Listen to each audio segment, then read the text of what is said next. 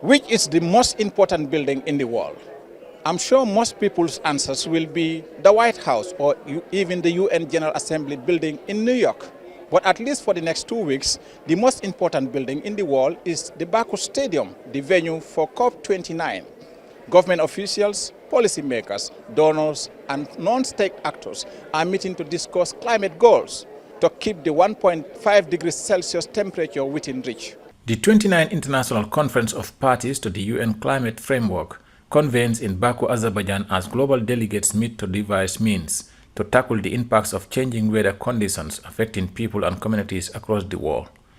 The annual event serves as a crucial meeting place for parties to negotiate and agree on ways to tackle climate change, reduce emission and limit global warming. A primary task at COPs is the examination of national reports and emission inventories submitted by participating countries. Nearly 200 countries have committed to cut down renewable energy capacity to combat global warming. Fossil fuels are still the root causes of emissions, and leaders at COP29 unanimously agreed that the world needs to phase out fossil fuels such as coal and oil to reduce greenhouse gases polluting the atmosphere. The economic implications of this are huge for countries that depend on fossils for income, but growing commitment for climate deals present new hope for a better and greener future. COP29 will take place from November 11 to 22, 2024. The conference will focus on a range of issues, including climate finance, national climate commitments, loss and damage, adaptation, carbon markets, transparency reporting, and progress on past pledges. On Monday, the Gambia's Minister of Environment, Climate Change and Natural Resources, Rohijon Manjang, accompanied by the Gambia's ambassador to the UN, His Excellency Lamin Diba, led the country's delegation to meetings with officials from UNCDF and FAO to discuss ways to unlock funding and technical support for the implementation of the Gambia's nationally determined contribution to climate change. We've had great statements once again, and we're hoping that this statement will translate into actions. Now we need actions. A lot has been said, commitments have been made, but the actions are not enough to commensurate to commitments. And as this COP is, we're looking forward to the new collective quantified goals to raise the bar of concessions. We need to agree on the terms and conditions in terms of climate finance. Yes, climate finance has been the key instrument needed to have our climate actions realized, but they have not been forthcoming, and it's unfortunate. The impact of climate change is aggravating year-round, and now the basket has increased from the billion to the trillions.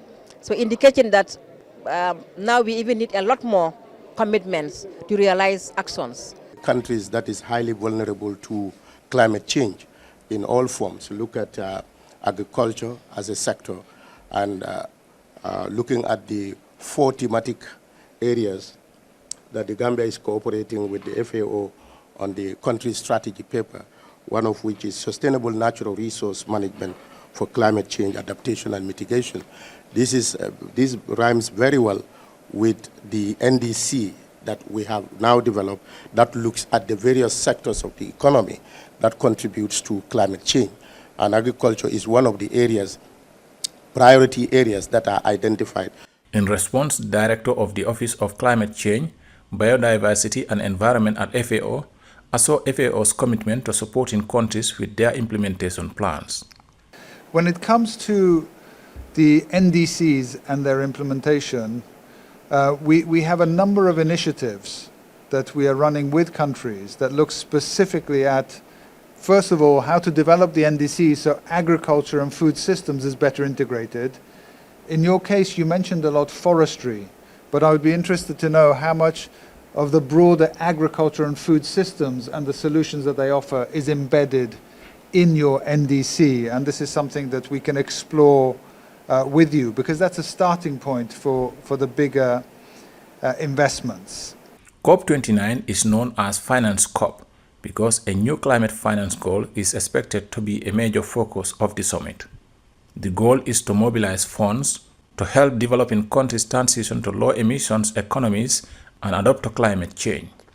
Fossil fuels, coal, oil and gas are by far the largest contributors to global climate change, accounting for over 75% of global greenhouse gas emissions and nearly 90% of all carbon dioxide emissions.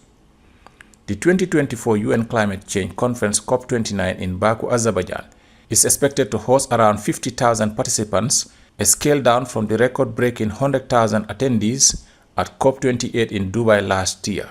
Reporting for GRTS News in Baku, Azerbaijan, I am Omar P. Jallow.